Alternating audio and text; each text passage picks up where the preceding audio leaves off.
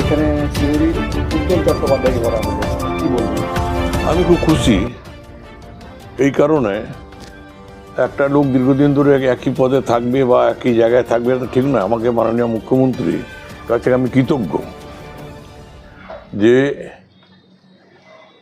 আমাকে 10টা বছর বীরভূম জেলা সভাধিপতির আসনে কাজ করার সুযোগ দিয়েছে, যখন বীরভূমে খুব ক্রাইসিস অবস্থা। এবং আমি সভাধিপতি থাকতে থাকতেই আমাকে ওখানে বিধায়ক, সেখানে সিউড়ির যখন খুব টাফ সময় তখন আমাকে দায়িত্ব দিয়েছিল।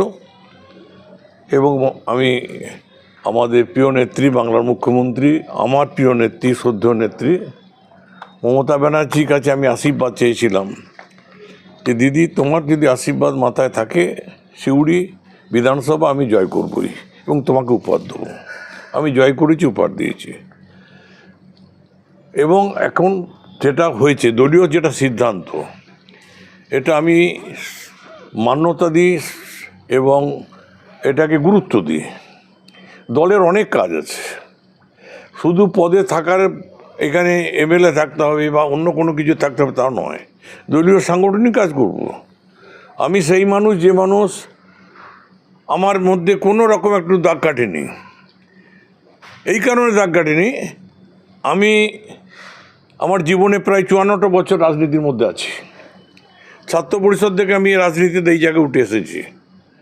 সুতরাং আমার কাছে বড় জায়গা, যে সম্মানটা আজকে পেয়েছি আমি সারা জীবন মাননীয় মুখ্যমন্ত্রী এবং অভিষেক বন্দ্যোপাধ্যায়ের কাছে আমার মাথার মণিকোটায় তারা থাকবে। এবং আগামী দিনে যদি আমাকে সাংগঠনিক কোনো দায়িত্ব দেয়, আমি সেটা মাথা পেতে পালন করব। ইতিমধ্যেই প্রশ্ন উঠছে যে উজ্জ্বল চট্টোপাধ্যায় তো একটা শহরের নেতা, তাকে প্রার্থী করা হলো, সেটা দেখি। দেখুন, আমরা সবাই মিলে লড়াই করব। উজ্জ্বল চট্টোপাধ্যায়কে জেতানোর জন্য আমি তো কিছুক্ষণ আগে ফোন করেছিলাম, আমি কনগ্রাচুলেশন জানিয়েছি। উঠে আসুক আরও, আমার সিউড়ি শহরে আরও ডেভেলপমেন্ট হবে ও যদি সভাপতি হয়। সুতরাং এখানে তো ভালো, আমরা সবাই যদি কাঁধে কাঁধ মিলিয়ে, আমি তো মনে করি যদি আমরা এই লড়াইটা করি, তাহলে আমি দাঁড়ালে যে রেজাল্ট হতো ও দাঁড়িয়েছে সেই রেজাল্টই হবে। কোর কমিটি বৈঠকে আপনি থাকবেন পর থেকে? কেন থাকবো না?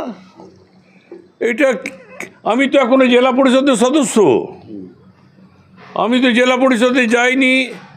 তার মানে কারোর সঙ্গে আমার কাজলের সঙ্গে খুব দূরত্ব আছে বলে যাইনি তা নয়, আমার সঙ্গে কোনো দূরত্ব নেই। কোর কমিটি মিটিংয়ে তো একসঙ্গে থাকি। সুতরাং আগামী দিনে কোর কমিটি মিটিংয়ে আমাকে যখন আছি মেম্বার, তখন নিশ্চয়ই ডাকবে এবং দল যেখানে আমাকে দায়িত্ব দেবে ওইখানে নির্বাচনে কাজ করো, আমি সেই নির্বাচনে কাজ করতে যাবো। কোথাও কি মনে হচ্ছে কাজল কেষ্ট দ্বন্দ্বে আপনি টিকিট পেলেন না? এইটা নেই, আমি আমি আমি আমি আমি কোনো দ্বন্দ্বের মধ্যে কোনদিন ছিলাম না, আজও দ্বন্দ্বের মধ্যে আমি নেই। আমি পরিষ্কার কথা বলছি যে আমি কোনো দ্বন্দ্বের মধ্যে যাইনি, আর দ্বন্দ্বের মধ্যে আমি যাবও না। দাদা, একটা কি আক্ষেপ থেকে যাচ্ছে, মন্ত্রী চন্দনা সিনহা ইডি বারবার তাকে ডাকছে, সমন পাঠাচ্ছে, তিনি টিকিট পাচ্ছেন, অথচ আপনি কোনো রকম কোনো দোষারোপ নেই, সেক্ষেত্রে আপনি টিকিট পেলেন না, এটা একটা আক্ষেপের? আমার কোনো আক্ষেপ নেই, আমি নিয়ে বিশ্বাস করুন আপনারা। আমাকে 2011 সালে মাননীয় মুখ্যমন্ত্রী আমাকে বলেছিলেন, দেখ তোকে বিধায়ক, তুই সিনিয়র মানুষ, তোকে বিধায়কের জায়গা আমি দিতে পারলাম না, কিন্তু তুই জেলাটাকে দেখবি। এবং আমি তারপরেই 2013-তে আমি কিন্তু জেলা পরিষদের দায়িত্ব নিয়েছি, দিদি আমাকে সভাধিপতি করেছে।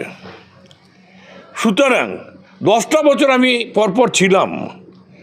এবারও দিদি 2000 এই যে লাস্ট যেটা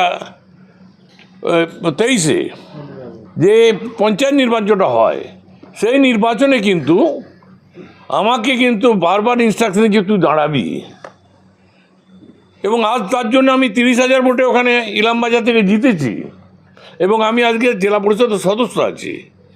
সুতরাং দিদি যা বলবে, দিদি নির্দেশের বাইরে আমি 1 ইঞ্চি কথা হাঁটি নাই, হাঁটবো না। বীরভূম জেলায় একাধিক নতুন মুখ আনা হয়েছে, কি বলবেন তাদের উদ্দেশ্যে? নতুন মুখ তো আমি আশা করব যে, আমি নতুন মুখ বলতে চাই না, এদের যথেষ্ট অভিজ্ঞতা আছে। আজকে কাজলও তো প্রায় 3 বছরে 2.5 বছরের ওপর সভাধিপতি আছে, তার অনেক এক্সপিরিয়েন্স হয়েছে। সুতরাং সেই জায়গায় ওরাও ভালো কাজ করবে এটা বিশ্বাস রাখি। এখানে তো 2 জন চেঞ্জ হয়েছে, একটা হচ্ছে নরেশ বাউরিকে দিয়েছে। নরেশ বাউরি পুরনো দিনে আমাদেরই তৃণমূল কংগ্রেসের এমএলএ ছিল, সুতরাং তার অভিজ্ঞতা আছে, বিধানসভায় কি বলতে হয়, কিভাবে চলতে হয় সেটা জানে। সুতরাং এখানে নতুন কেউ নেই, সবাই পুরনোই আছে। কাজল শুধু এবারে প্রথম সেখানে বিধানসভায় যাবার জন্য তাকে দল নমিনেশন দিয়েছে। বিরোধীরা প্রশ্ন তুলছে যে এখন থেকেই যে বিকাশ রায়চৌধুরী তিনি কিন্তু এবারে তার ক্যারিয়ার শেষ, মানে রাজনীতির শেষ, কি এটা কি? আমি এসব ব্যাপারে কোনো আলোচনা করি, দেখুন রাজনীতি আমার 54 বছরের রাজনীতি। আমি তো সিপিএমের বিরুদ্ধে লড়াই করেছি, অনেক ঘাত প্রতিঘাতের মধ্যে আজকে কিন্তু আমি এই জায়গায় পৌঁছেছি। আর রাজনীতিতে শেষ কথা কিছু নেই, রাজনীতিতে শেষ কথা কিছু নেই। মাননীয় মুখ্যমন্ত্রী যে দায়িত্ব দেবেন, যে কাজ করতে বলবেন, আমি কৃতজ্ঞ এখনও বলছি মমতা ব্যানার্জি এবং অভিষেক ব্যানার্জির কাছে, যে সঠিক সময়ে নতুন মুখকে সেখানে নিয়ে এসেছে। এবং আমি বিশ্বাস করি আমাকে নিশ্চয়ই দলীয় কোনো সাংগঠনিক জায়গায় কাজ করার সেই সুযোগটা করে দেবে। রাজনীতিটা অনেকদিন তো সারা জীবনই তো করছি, সুতরাং কোনো দিন সিপিএম থেকেও আসেনি, আরএসপি থেকেও আসেনি, বা অন্য কোনো দল থেকে আসেনি। একটাই দল করে গেছি, সেটা হচ্ছে কংগ্রেস করতাম, দিদিও তখন কংগ্রেসে ছিলেন, আবার এখনও সেই দল করছি 1998 সাল থেকে মমতা ব্যানার্জির সৈনিক হিসেবে। আজকে সেই জায়গায় করেছি, কেস কাচারি খেয়েছি, বিভিন্ন রকমের মামলায় জড়িয়ে দেওয়ার চেষ্টা করেছে। ছাত্র পরিষদ যখন করতাম তখনও মামলা খেয়েছি, মিথ্যা মামলা। সুতরাং এগুলো তো ঘাত প্রতিঘাতের মধ্যে হারমাদের বিরুদ্ধে লড়াই করেছি। বীরভূম যখন আমাদের যারা আছে নেতৃত্ব, তাদের সঙ্গে তো কাঁধে কাঁধ মিলিয়ে, ঘরে তো ছিলাম না, রাত্রিবেলায় ফোন আসতো, অমুক জায়গায় মুখ হয়েছে, কেষ্টই ফোন করতো বা অন্য কেউ ফোন করতো, পাঁচিল পেরিয়ে ঘর থেকে বেরোতাম, বাড়ির লোককে যাতে না জাগিয়ে তারা যেন আমাকে আটকে না দেয়। সুতরাং সেই জায়গা থেকে আমি আজকে এই জায়গায় এসেছি ভাই। সুতরাং আমি এই জন্যে ভাবার কোনো কারণ নেই, বিরোধীদের তাদের খুশি হবার কোনো কারণ নেই। বিকাশ রায়চৌধুরী ছিল, বিকাশ রায়চৌধুরী আছে, বিকাশ রায়চৌধুরী আগামী দিনে তৃণমূল কংগ্রেসের সৈনিক হিসেবে যে দায়িত্ব এতদিন পালন করেছে, দল যে দায়িত্ব দেবে সেই দায়িত্ব পালন করব।